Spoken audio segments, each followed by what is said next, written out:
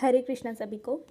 आज का जो हमारा टॉपिक है वो मैरिज के बाद जो इन लॉज होते हैं उनका क्या कैसे मिलेंगे आपको इस बारे में है। मेरे पास बहुत सारी कुंडलियाँ आती है जिसमें लड़के ये सवाल तो नहीं पूछते हैं बट लड़कियां जो है वो ज़रूर पूछती है कि हस्बैंड कैसे होंगे। और उसके साथ साथ उनका एक और सवाल रहता है अपने इन लॉज़ के को लेकर कि इन लॉज़ कैसे होंगे, इन लॉज़ का घर कैसा होगा, इन लॉज़ का बिहेवियर कैसा होगा, घर का इन्वायरमेंट कैसा होगा, मदर इन लॉ के साथ रिलेशन कैसा होगा, इन लॉज़ के साथ रिलेशन कैसा होगा। लड़के अक्सर ये पूछ के ख़त्म कर देते हैं कि लड़की कहाँ की होगी, कैसी होगी, बट इन लॉज़ के बारे में नहीं पूछते हैं। बट लड़कियों का ये क्वेश्चन तो रहता ही है। तो चलिए जानते हैं कि जो हमारी कुंडली है उसमें जो फर्स्ट हाउस रहता है वो हमारा रहता है एसेंडेंट, जिसे एसेंडेंट कहा जाता है। और यहाँ से काउंट करने के बाद जो अष्टम घर होता है वो होता है हमारे इन लॉज़ का। और जो 10th हाउस होता है वो होता है हमारी मदर इन लॉ का। ठीक है। तो ये जो कुंडली बन रही है, अगर यहाँ पर अष्टम भाव में कोई भी मैलेफिक प्लैनेट आके बैठ जाते हैं, शनि, राहु, मंगल, तो उस हिसाब से इन लॉज़ के घर का एनवायरनमेंट होता है, इन लॉज़ की पर्सनैलिटी होती है। मेरी एक फ्रेंड है जिसकी शादी को अभी 6 मंथ ही हुआ है।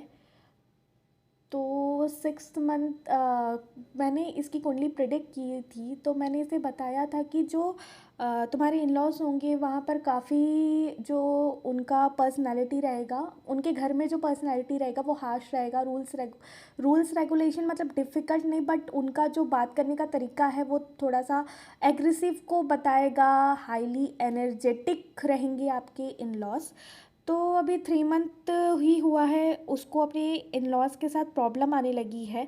वो वर्गो असेंडेंट की है, मतलब उसका जो लग्न है वो कन्या है।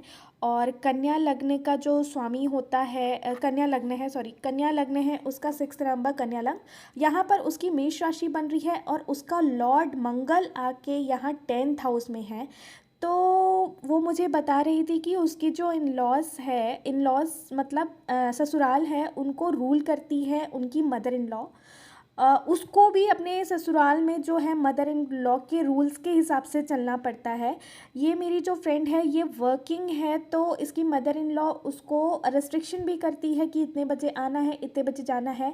साउंड लाउड है, एग्रेसिवनेस मतलब बहुत जल्दी गुस्सा करना, बहुत जल्दी छोटी चीज़ों में बुरा मान जाना और अपने पावर को दिखाना, इस तरह की उनकी जो मदर इन लॉ है उनका नेचर है। तो वर्गो एसेंडेंट जो मेरी फ्रेंड है वो काफ़ी सॉफ्ट नेचर की है। और यहाँ पर भी उसका अगर 6 से काउंट करेंगे, 6, 7, 8, 9, 10, 11, 12, 1, 2, 3, यहाँ पर 3rd नंबर मतलब मिथुन राशि बनी है। मिथुन राशि का मंगल मतलब इनकी मदर इन लॉ भी जो है हाईली एजुकेटेड है, बुद्धिमान है। जैसे बुद्ध की राशि बन रही है 6 नंबर और 3rd नंबर, तो ये बुद्धित्व को शो करता है। तो ये भी काफ़ी स्ट्रॉन्ग पर्सनालिटी की है, बुद्धिमान है। मदर इन लॉ भी बुद्धिमान है, तो दोनों के जो बुद्धि क्लैशेस होती है जिस कारण इसको बहुत सफ़र करना पड़ता है अपने इन लॉज के हाउस में। अपने मदर इन लॉ के साथ काफ़ी जो है डांटना या फिर चिल्ला देना, ये सारी जो चीज़ें होती है।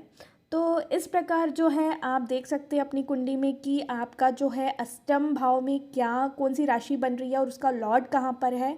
ये है हुआ अष्टम घर, अगर आपको इन लॉज का घर देखना है तो। और अगर आपको अपनी मदर इन लॉ की पर्सनालिटी देखनी है तो यहाँ देखिए कौन सी राशि बन रही है, उसका लॉर्ड आके कहाँ बैठा हुआ है।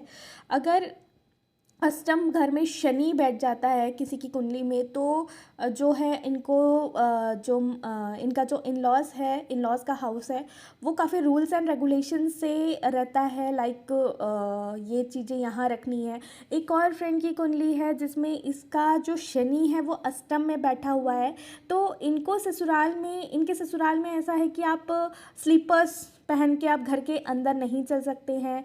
एंड लाइक आप बाहर से आ रहे हैं तो आपको कपड़े जो है वो तुरंत बाहर से आने के बाद आपको कपड़े धुलने के लिए दिलवानी है और कपड़े को दोबारा यूज़ नहीं करनी है। तो ऐसे काफ़ी रूल्स एंड रेगुलेशंस रहते हैं कि कपड़े घर में नहीं सुखाने हैं, खाना इतने बजे बनना चाहिए। तो ये शनि इस तरीके से रूल्स एंड रेगुलेशन, शनि जो है वो रूल्स रेगुलेशन का कारक है, तो वो देता है। एक कुंडली मैंने अभी रिसेंटली देखी, इस वीडियो को बनाने के जस्ट 2 मिनट पहले ही देखी कि यहाँ पर जो है कर्क राशि बनी हुई है, 4th नंबर कैंसर, और मून भी यहाँ पर है एक पर्सन का। तो उनका देखा गया है कि उनके जो ससुराल वाले, एक्चुअली ये लड़के की कुंडली थी, तो मैंने सॉफ्ट प्लैनेट एक्चुअली लड़के की कुंडली में देखी है, क्योंकि लड़कों को तो ऑब्वियसली ससुराल में बहुत बेनिफिट ही मिलता है।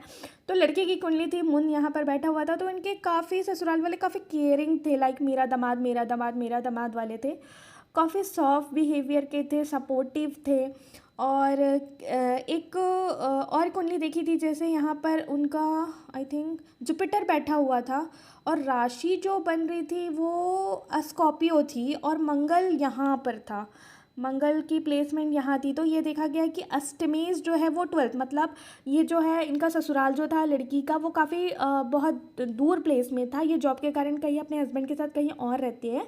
और जुपिटर मतलब जो इनका हाउस था, वो इन लॉज का हाउस था, वो काफ़ी स्पिरिचुअलिटी को बताता था, काफ़ी स्पिरिचुअल धार्मिक प्रवृत्ति के हैं इनके इन लॉज, काफ़ी पूजा पाठ पे बिलीव करते हैं। तो इसी प्रकार आप देख सकते हैं कि आपकी कुंडली में कौन सी राशि बन रही है अष्टम भाव में, कौन सी राशि बन रही है दशम भाव में, अष्टमेश कहाँ जाके बैठा है, दशमेश कहाँ जाके बैठा है, ये आप अपनी कुंडली से प्रेडिक्ट कर सकते हैं। अगर आपको वीडियो पसंद आता है तो लाइक शेयर सब्सक्राइब कीजिए और कमेंट में ज़रूर कमेंट कीजिए कि आपकी अष्टम भाव में क्या राशि बन रही है और आपके इन लॉज कैसे होंगे। तो राधे कृष्ण। अगर आपको वीडियो पसंद आता है लाइक शेयर सब्सक्राइब कीजिए। जय श्री कृष्णा।